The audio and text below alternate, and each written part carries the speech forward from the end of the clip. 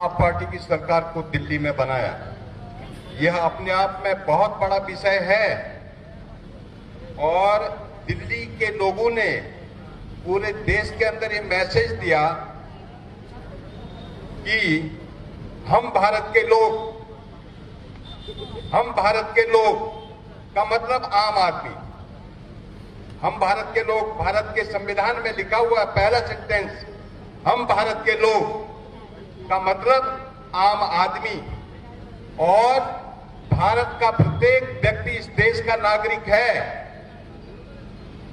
तो इस बात की पुष्टि जो है आम आदमी पार्टी ने दिल्ली में सरकार बना करके की है।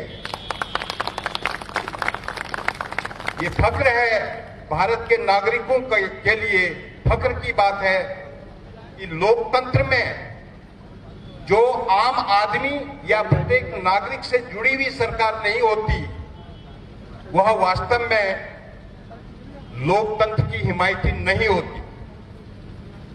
आज आप देश के अंदर देख रहे हैं कि किसान 2.5 महीने से जो है आंदोलनरत है, जो इस देश का अन्नदाता है और अन्न सबको देता है, वो चाहे पैसे वाला हो चाहे गरीब व्यक्ति हो, तो अन्न सबको देता है। उसने पूरे देश के अंदर यह जो है उपभोक्ताओं का आंदोलन बना दिया। हम लोगों को इस बारे में सोचना चाहिए। और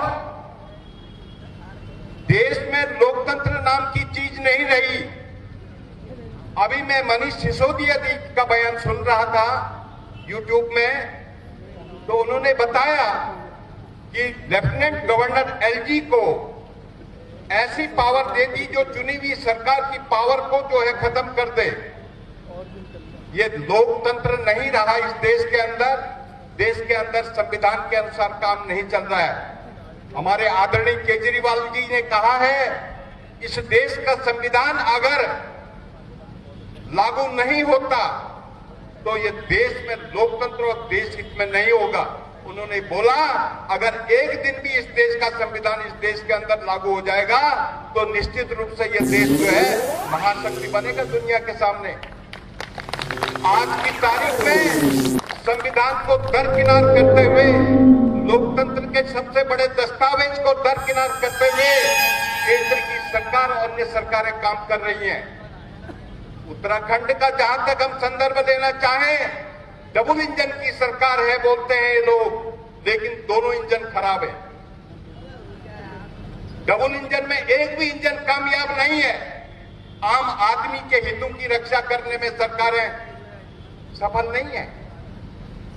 1/3 आबादी गरीबी की रेखा से नीचे जीवन यापन करती है। उनके लिए कोई प्रोग्राम सरकार के पास नहीं है। लोग भूखमरी सहन करने के लिए मजबूर हैं। लोग अशिक्षा से बहुत दूर हैं।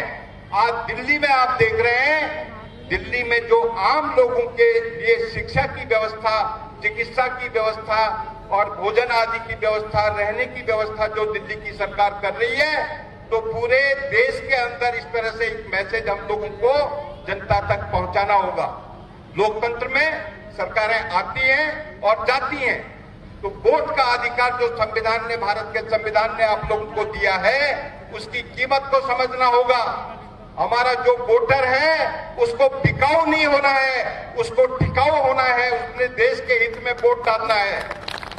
हमारा वोटर, ये लोग क्या सोचते हैं, आज जो देश की संपत्ति लगा करके, देश का टैक्स लगा करके जो सार्वजनिक क्षेत्र थे, उन क्षेत्रों को बेचा जा रहा है।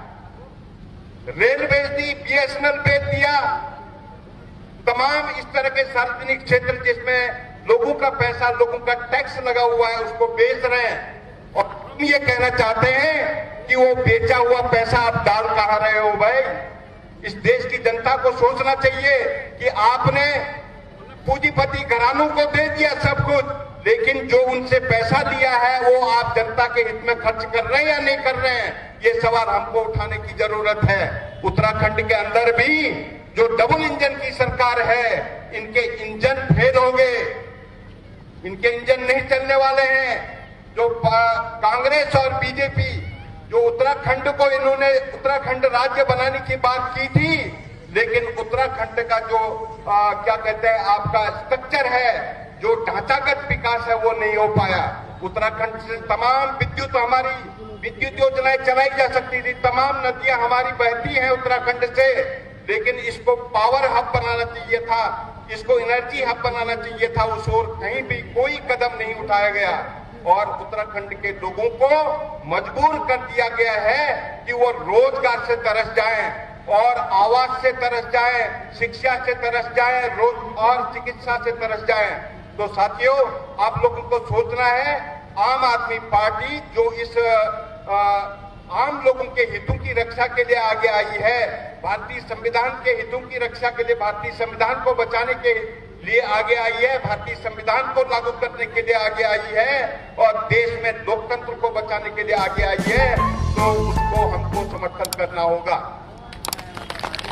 तो मैं इन्हीं शब्दों के साथ, समय बहुत कम दिया है, बोलने के लिए तो बहुत कुछ है। जो आयोजन हुआ है वो बहुत बेहतरीन आयोजन हुआ है। लोकतंत्र के हित में हम लोगों को कदम से कदम बढ़ा करके आगे चलने की जरूरत है। धन्यवाद।